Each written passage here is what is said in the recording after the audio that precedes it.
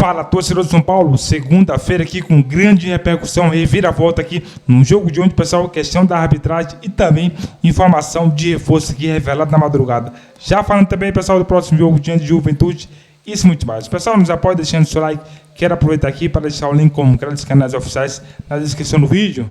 Bom, São Paulo, Miller, tem Juventude em casa. Quarta-feira que vem. E Botafogo fora para encerrar a temporada. São Paulo classificado de forma direta à Copa Libertadores. É aquele momento que o boleiro não vê a hora das férias chegar, né? O São Paulo já alcançou seu objetivo, né? Quarta-feira eu estarei lá no Morumbi, com certeza, torcendo. Mas o Tricolor já fez o seu papel. Não tem título, mas tem uma vaga na Libertadores. Quero ver como é que o São Paulo vai se virar na Libertadores do ano que vem com essas perspectivas que o André Hernan passou aqui. Então, mas ó, eu acho que o Zubeldia, quando eu falo que ele não é técnico para o São Paulo, é que eu acho que assim, é muito pouco você se contentar com o São Paulo fez a melhor campanha em brasileiro dos últimos tempos. É muito pouco. E eu acho que o Zubeldia entregou pouco esse ano. Entregou pouco. Mesmo com o elenco que tem em mãos? Mesmo com o elenco que tem em mãos. É muito pouco se contentar com... Perdemos para os 2 finalistas da Libertadores esse ano nas Copas. O Paulistão vai ser o limite dele. É muito pouco. Então, o Abel fala isso para justificar o ano dele também. Perdemos para o campeão da Libertadores. Mas o Abel, olha que o Abel já ganhou, né? Vamos aguardar e ver o que vai acontecer. O São Paulo também já garantiu a participação na fase de grupos da Libertadores do ano que vem. Hoje visitou o Grêmio. E o Grêmio, que ainda corria um risco grande, ainda tem o risco, mas diminuiu muito, né? Chegou a 44 pontos com essa vitória de hoje. Começou com esse gol do Cristaldo, Dona. O Grêmio foi muito superior ao São Paulo, né? O São Paulo, um ritmo bem passivo, pouco competitivo, que incomoda muito o torcedor, eu consigo entender também. Achei que o São Paulo, no primeiro tempo, parecia que estava passeando, né? Lá no Rio Grande do Sul. E o Grêmio explorando muito aquele lado esquerdo da defesa do São Paulo, com o Rafinha ali, né? Sim. Rafinha de lateral esquerdo. Botando muita velocidade, né? O Grêmio tem essa característica, né? Por ali, o Aravena perdendo algumas boas oportunidades, o Cristaldo marcando mais um gol nessa temporada, você tinha o Soteldo, o Bright White. Acho que vitória merecida de um Grêmio que entrou pela sobrevivência, né? Era necessário conseguir os 3 pontos para respirar e escapar dessa briga ali contra o rebaixamento, se afastou, conseguiu confirmar isso. Em um momento conturbado, a gente viu como é que foi a coletiva do Renato Gaúcho. E o São Paulo foi um esboço, né, da melhor versão que a gente já viu desse time com o Zubeldia. Foi um time que foi muito pouco competitivo hoje e agressivo. O São Paulo largou mão, né? O São Paulo atingiu o seu objetivo. Antes mesmo do Botafogo ser campeão, o São Paulo já estava, né, praticamente garantido na fase de grupos. A diferença do São Paulo, né, para o bloco de baixo, que é o bloco de Bahia, Corinthians e Cruzeiro, é uma diferença considerável. Com a conquista do Botafogo, isso ficou ratificado para o jogo de hoje. Antes mesmo do jogo, em outras partidas do São Paulo, já havia dado mostras de uma desmobilização grande. E hoje foi a comprovação. O São Paulo está de férias. O São Paulo está aqui para os últimos 2 jogos, férias, porque o São Paulo não tem mais nada a cumprir na temporada, a não ser tentar terminar o campeonato melhor. Mas em campo está difícil de mostrar mobilização. Os jogadores aparentemente assimilaram que o objetivo foi cumprido. Até acho que o São Paulo tem, no geral, uma boa temporada, dentro dos objetivos possíveis e os objetivos alcançados. Mas hoje foi um retrato desse sentimento de ano largado, de ano terminado. Tem um ponto interessante, né? A gente pode ter um cenário que o Botafogo, para ser campeão, ele precise ganhar do São Paulo na última rodada. E aí eu sei que nas redes sociais o torcedor vai muito levantar, o São Paulo vai entregar. Não vai permitir que o Palmeiras consiga o tricampeonato consecutivo. Dá uma olhadinha no que o São Paulo está produzindo antes de levantar essa hipótese. Naturalmente, se o Botafogo tiver essa oportunidade... Está jogando muito mais bola que o São Paulo. Muito superior. É passar o carro. Não é o confronto que a gente viu na Libertadores, que o São Paulo fez um grande confronto contra o Botafogo. Hoje a diferença é abissal de rendimento do Botafogo campeão da Libertadores para esse São Paulo que, como o Zupac falou de uma maneira bem direta, largou de mão, não quer mais saber, quer saber de férias. O São Paulo que a gente viu hoje foi muito abaixo do que o torcedor espera de ver do São Paulo Futebol Clube. Vamos ver o que aconteceu no Rio Grande do Sul, a vitória do Grêmio por 2-1, hein? A partida era fundamental para o Grêmio, lutando contra o rebaixamento e conseguiu, então, 3 pontos que dão tranquilidade para os gremistas, André. O Grêmio teve mais iniciativa do que o São Paulo desde o início, jogou realmente contra um time ameaçado, e não é um exagero dizer, porque o ambiente é ruim dentro do campo por causa dos resultados, o ambiente é ruim fora do campo por toda a questão que o Renato Portaluppi apresentou na sua última aparição diante dos repórteres e as ameaças que ele fez a jornalistas lá em Porto Alegre, algo que a gente precisa repetir, não é aceitável, é muito triste por parte de um cara que está no futebol há tanto tempo e fazendo as falsas equivalências, tratando uma notícia ou algumas notícias que não correspondem à verdade, como se elas fossem ameaças à integridade dele, coisa que ele prometeu responder no dia em que fosse embora. Mas o Grêmio teve essa grande oportunidade aí, a defesa do São Paulo permitiu que um jogador gremista aparecesse na cara do seu goleiro, trabalhou muito bem o goleiro São Paulino, mas depois, principalmente por causa da influência do Soteldo, e a gente conhece o Soteldo, sabe que quando ele está ligado, comprometido, o time no qual ele joga tem muito benefício. O Cristaldo recebe essa bola depois da jogada que o Soteldo iniciou e abre o placar para o Grêmio. O Grêmio conseguiu ser superior ao São Paulo, mereceu a vitória, mereceu os 3 pontos que o tranquilizam e, de fato, embora hoje o Grêmio tenha vencido, não é um ano do qual o gremista possa se orgulhar, porque o trabalho do time dentro do campo no Campeonato Brasileiro não foi bom. É, claro que com a vitória ele dá uma boa respirada, né? O Grêmio nesse momento, olha só, ele já vai subindo, chega à 11ª posição. O Vitória também está vencendo o jogo, então está indo para 10º lugar com 45. O Grêmio tem 44, mas ele já vai abrindo 4 pontos de vantagem para o Red Bull Bragantino, que está vencendo o Cruzeiro. O Fluminense empatando com o Atlético Paranaense. Então os times assim, o Grêmio nesse momento com 4 de vantagem. Depois ainda tem o gol do Luiz Gustavo. Muito bonito. A gente está vendo agora aí a bola. Ele nem deixa a bola quicar. É o chamado sem pulo, muito bem colocado. E um belíssimo gol do Luiz Gustavo. São Paulo ameaçou uma reação, mas não foi possível. O Grêmio venceu. E o que aconteceu depois do jogo, né? O Renato impediu os jogadores gremistas de dar entrevistas. Ele prossegue, na realidade, na sua cruzada contra alguns. Histórias do São Paulo eu vi todas de perto.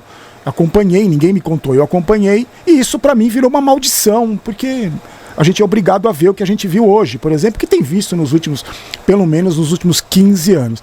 Mas, independente de qualquer coisa, o que eu espero de um time de futebol, o que eu espero de uma direção, de um presidente de um clube, o que eu espero são dois fatores que para mim eles precisam existir minimamente, porque se esses 2 fatores não existirem, a possibilidade de sucesso é zero.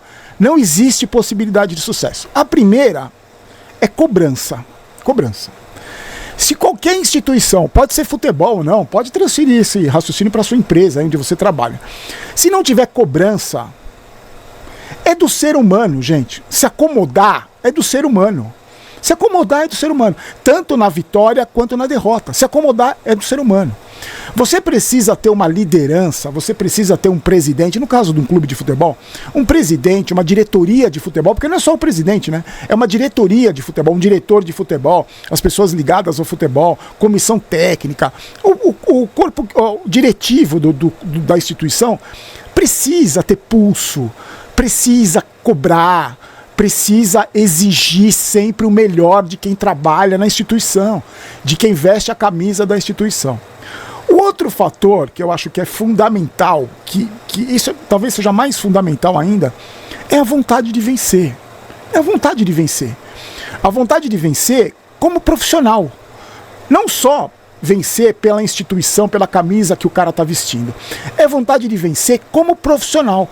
Porque eu tenho certeza que muitos que estão me assistindo aqui têm essa vontade de vencer no trabalho, amanhã, segunda-feira. Quando acordar de manhã, vai acordar e fala, pô, hoje eu vou vencer, hoje eu vou fazer meu melhor, hoje eu vou me entregar no trabalho, eu vou fazer o melhor que eu puder, mesmo se eu não tiver condição, mesmo se eu não for muito bom, eu vou tentar fazer o meu melhor. E o que a gente vê no São Paulo, não hoje, gente, não hoje, de muitos anos para cá, é que a gente tem uma direção, um presidente e um diretor de futebol. Mas Muricy, Milton Cruz, Rui Costa, os conselheiros. Tem uns papagaios de pirata lá que eu não sei nem o nome, que estão sempre ali no meio, querendo aparecer. Eu não sei nem o nome desses caras. Eu não sei nem o nome do vice-presidente do São Paulo. Eu duvido que você saiba quem é o vice-presidente do São Paulo. De tão insignificante que esses caras são.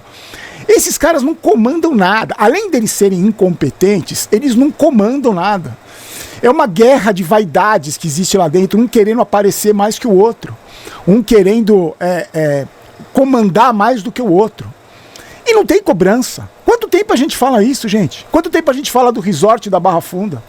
Onde o São Paulo perdia um clássico na época do Leco, no domingo, pro Corinthians, na Neoquímica Arena, pela 20ª vez. No dia seguinte, na segunda-feira, tinha fute-mesa. Tinha campeonato de fute-mesa no São Paulo na segunda-feira. Com o jogador saindo de campo, trocando camisa e dando risada. Isso na gestão do Leco. Na gestão Casares, o que a gente vê é mais ou menos a mesma coisa. Quando ganha, é fotinha no Instagram do lado do cara que fez o gol da vitória. Quando perde, é o seu Muricy lá no churrasco em Jarinu, na casa dele de praia, na casa de praia dele, o Milton Cruz, sei lá o que tá fazendo, o Belmonte desaparece, o Rui Costa, que nunca aparece, desaparece mais ainda, e o presidente do São Paulo também some. Ele não dá a cara a tapa, ele não dá uma explicação pra torcida, ele não fala nada. Quando ele fala, é o Rolando Lero. Com aquele jeitão que engana muito trouxa, que tem muito trouxa, que cai no papo do blogueirinho. E a gente vê nitidamente que esses jogadores do São Paulo, eu já falei isso aqui várias vezes, vou repetir, eles só jogam quando dá na cabeça dele jogar. Não é jogam. Porque tem muitos jogadores que nem se der na cabeça, se der no dedão do pé, na orelha, não vai jogar. Porque eles são muito ruins, eles são ruins demais. O Igor Vinícius, por exemplo, pode ter toda a vontade do mundo, pode ter toda a cobrança do mundo, pode ter tudo, ele não vai jogar. Porque ele não tem capacidade de jogar futebol, ele é horroroso. Mas, quando esse time quer, pelo menos eles correm, velho. Pelo menos isso. Pelo menos eles mostram que eles estão com vontade de vencer. Hoje, o que a gente viu hoje no primeiro tempo, eu fiz uma live do intervalo que poucas vezes eu perdi tanto a linha numa live de intervalo como eu perdi nesse intervalo. Porque me deu uma ânsia de vômito de olhar para a cara dos jogadores do São Paulo. Como me tem me dado ânsia de vômito olhar para a cara desses jogadores já faz um tempo. Eu tenho falado para vocês aqui do asco que eu tenho desses caras, que eu peguei de todos eles, de olhar para a cara desses jogadores, olhar para a cara do presidente, do diretor de futebol. Eu já expliquei para vocês. Mas o primeiro tempo foi para mim um exemplo do que é o São Paulo do Casares. Para mim foi um exemplo. Um time acomodado que entrou em campo, classificado para a fase de grupos da Libertadores, sem mérito nenhum. O mérito foi do Botafogo, que foi campeão, me abriu mais uma vaga. Ah, Barolo, mas é o melhor campeonato brasileiro dos últimos 4 anos. Porque os outros lutou para não cair. Nos últimos 4 anos lutou para não ser rebaixado. E a gente está falando do São Paulo Futebol Clube, a gente não está falando do Vila Churupita. Mas eu tenho certeza que tem gente que vai comemorar. Vai falar que é graças ao Zubeldia, porque só perdeu pro campeão da Libertadores e agora tá na fase de grupos, que tem que comemorar. Vai ter gente que vai falar isso. Os Pachecão, porque tem aqueles remunerados, né, que vão falar mesmo, né, porque tem interesses, estão ganhando. Então isso eu até entendo, não respeito, mas entendo. Mas tem os Pachecão, que vão achar tudo lindo, maravilhoso. A bochecha tá desse tamanho de tanto tomar tapa na cara, mas vão achar tudo lindo, tem que comemorar, vamos comemorar. Fase de grupo da Libertadores. Esse time que jogou hoje, principalmente no primeiro tempo, vai ser mais ou menos o mesmo time. Se não perder um ou outro cabeça de bagre, porque não vai contratar jogador, porque não tem dinheiro para contratar. Mas vai ter torcedor que vai aplaudir, que vai falar que tá lindo e maravilhoso, vamos comemorar.